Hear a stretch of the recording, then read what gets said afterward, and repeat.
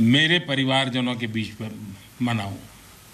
और इसीलिए हर दिवाली मैं मेरे परिवारजनों के बीच मनाने के लिए आता हूं, क्योंकि आप मेरे परिवारजन हैं, मैं आपका परिवार का साथी हूं। तो मैं यहाँ प्रधानमंत्री के रूप में नहीं आया हूं, मैं आपके परिवार के एक सदस्य के रूप में आया हूं। आप सभी के बीच आना, जो भाव अपने परिवार के बीच जाकर के होता है, वही भाव मेरे मन में होता है। और जब से मैं इस संवैधानिक जिम्मेवारी को संभाल रहा हूं, आज उसको 20 साल से भी अधिक समय हो गया। बहुत लंबे अरसे तक मुझे देशवासियों ने इस प्रकार की सेवा का मौका दिया। पहले गुजरात वालों ने दिया, अब देशवासियों ने दिया। लेकिन मैंने हर दिवाली सीमा पर तैनात आप मेरे परिवारजनों के बीच बिताई है। आज मैं फिर आपके बीच आया हूं, आपसे एक नई ऊर्जा लेकर के जाऊंगा, नया उमंग लेकर के जाऊंगा, नया विश्वास लेकर के जाऊंगा। लेकिन मैं अकेला नहीं आया हूं, मैं मेरे साथ 130 करोड़ देशवासियों के आशीर्वाद आपको लेकर के आया हूं। ढेर सारा आशीर्वाद लेकर के आया हूं आपके लिए। आज शाम को दिवाली पर एक दिया आपकी वीरता को, आपके शौर्य को, आपके पराक्रम को, आपके त्याग और तपस्या के नाम पर, और जो लोग देश की रक्षा में जुटे हुए हैं, ऐसे आप सबके लिए हिंदुस्तान का हर नागरिक उस दिए की ज्योत के साथ आपको अनेक अनेक शुभकामनाएं भी देता रहेगा। और आज तो मुझे पक्का विश्वास है कि आप घर पर बात करेंगे, हो सका तो फोटो भी भेज देंगे। और मुझे पक्का विश्वास आप कहेंगे, हाँ यार इस बार तो दिवाली कुछ और थी, कहेंगे ना। देखिए आप रिलैक्स हो जाइए, आप कोई आपको देखते नहीं है, आप चिंता मत कीजिए।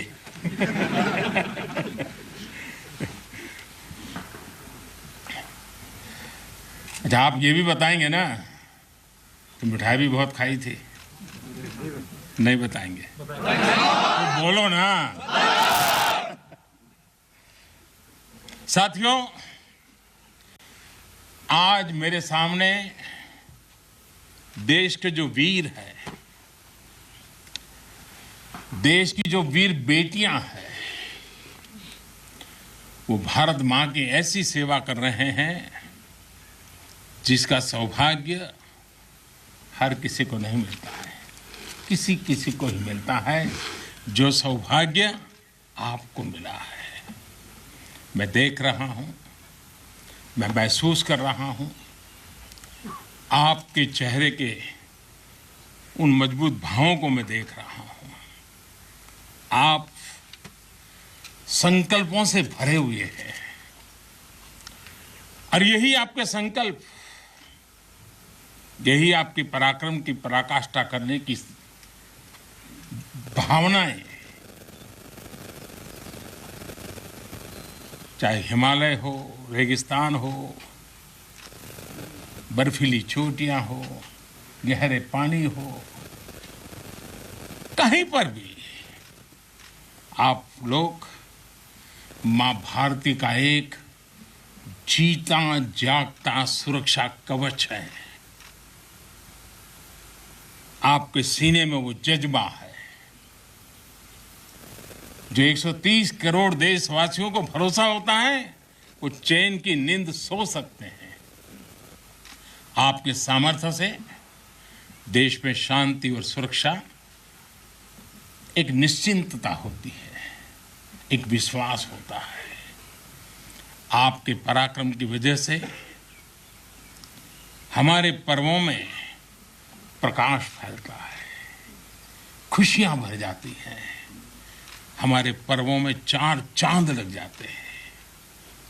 अभी दीपावली के बाद गोवर्धन पूजा, फिर भैया दूज और छठ पर्व भी बिल्कुल गिनती के दिनों में सामने आ रहा है। आपके साथ ही मैं सभी देशवासियों को नौशेरा की इस वीर वसुंधरा से इन सभी पर्वों के लिए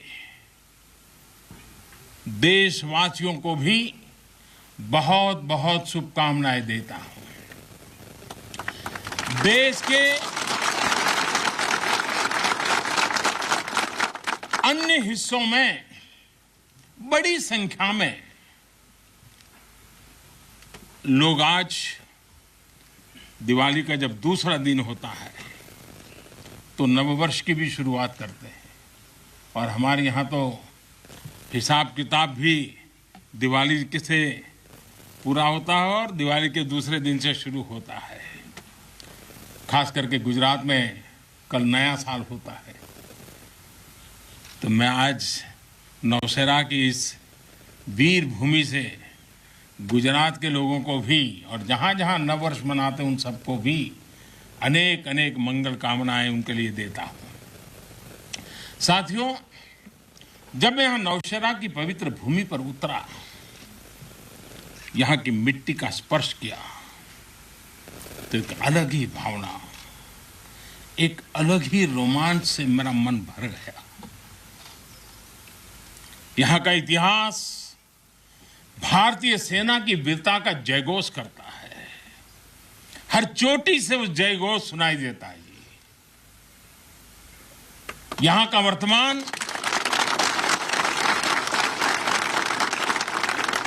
वर्तमान, आप जैसे वीर जवानों की वीरता का जीता जागता उदाहरण है। वीरता का जिंदा सबूत मेरे सामने मौजूद है। नौशेरा ने हर युद्ध का, हर छद्म का, हर षड्यंत्र का माकूल जवाब देकर कश्मीर और श्रीनगर के प्रहरी का काम किया है। आजादी के तुरंत बाद ही दुश्मनों ने इस पर नजर घड़ा करके रखी हुई थी। नौशेरा पर हमला हुआ, दुश्मनों ने ऊंचाई पर बैठकर इस पर कब्जा जमाने की कोशिश की, और अभी जो मुझे पूरा वृत्त वीडियो समेत सारी चीजें मुझे देखना समझने का मौका मिला, और मुझे खुशी है कि नौशेरा के जाबाजों के शौर्य के सामने सारी साजिश से धरी की धरी रह गई। दोस्तों, भारत माता की, भारत माता की, भारत माता की। भारतीय सेना की ताकत क्या होती है, इसका एहसास दुश्मन को शुरुआत के दिनों में ही लग गया था जी। मैं नमन करता हूं नौशेरा के शेर ब्रिगेडियर मोहम्मद उस्मान को, नायक जदुनाथ सिंह जी को, जिन्होंने देश की रक्षा के लिए अपना सर्वोच्च बलिदान दिया। मैं प्रणाम करता हूं लेफ्टिनेंट आर राणे को, जिन्होंने भारतीय सेना की जीत का रास्ता प्रशस्त किया था। ऐसे कितने ही वीरों ने नौशेरा की इस धरती पर गर्व की गाथाएं लिखी, अपने रक्त से लिखी हैं, अपने पराक्रम से लिखी हैं, अपने पुरुषार्थ से लिखी हैं, देश के लिए जीने मरने के संकल्पों से लिखी है। अभी मुझे, ये मेरा सौभाग्य था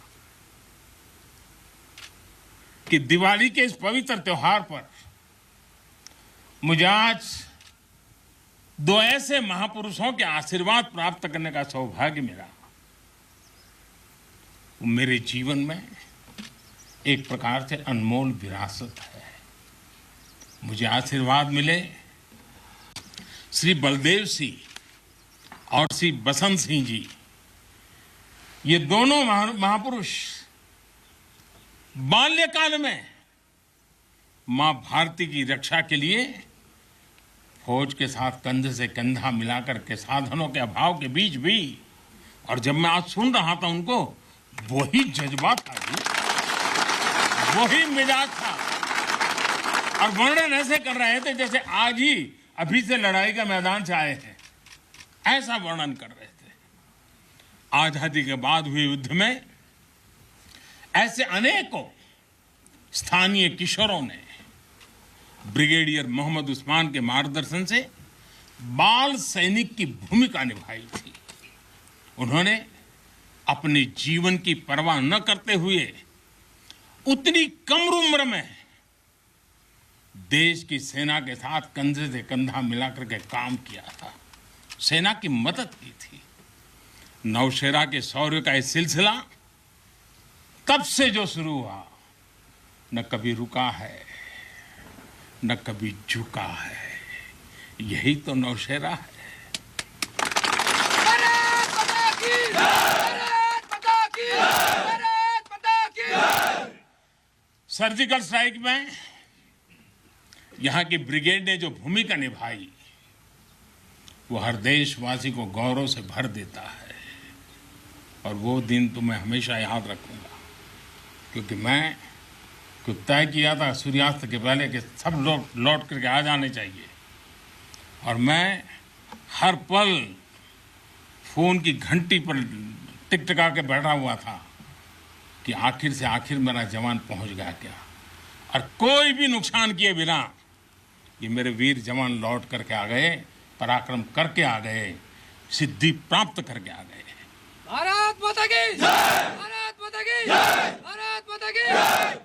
सर्जिकल स्ट्राइक के बाद यहां अशांति फैलाने के अनगिनत कुत्सित प्रयास हुए, आज भी होते हैं, लेकिन हर बार आतंकवाद को मुंह तोड़ जवाब मिलता है।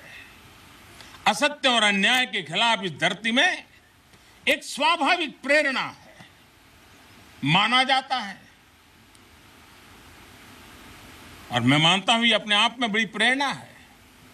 ऐसा माना जाता है कि पांडवों ने भी अज्ञातवास के दौरान अपना कुछ समय इसी क्षेत्र में व्यतीत किया था।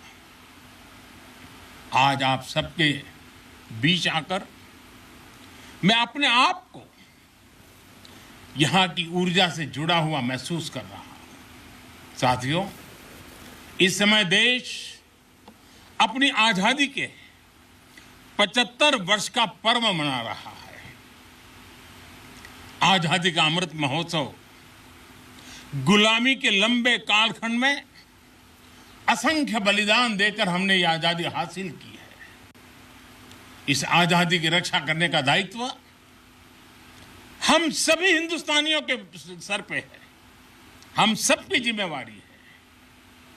आजादी के अमृत काल में हमारे सामने नए लक्ष्य हैं, नए संकल्प हैं, नई चुनौतियां भी हैं। ऐसे महत्वपूर्ण कालखंड में आज का भारत अपनी शक्तियों को लेकर भी सजग है और अपने संसाधनों को लेकर भी। दुर्भाग्य से पहले हमारे देश में सेना से जुड़े संसाधनों के लिए ये मान लिया गया था कि हमें जो कुछ भी मिलेगा विदेशों से ही मिलेगा। हमें टेक्नोलॉजी के मामले में झुकना पड़ता था, ज्यादा पैसे खर्च करने पड़ते थे। नए हथियार, नए उपकरण खरीदने होते थे तो प्रक्रिया सालों साल चलती रहती थी। यानी एक अफसर फाइल शुरू करें, वो रिटायर हो जाए, तब तक भी चीज नहीं पहुंचती थी। ऐसा ही कालखंड। नतीजा ये कि जरूरत के समय हथियार फिर आपाधापी में खरीदे जाते थे।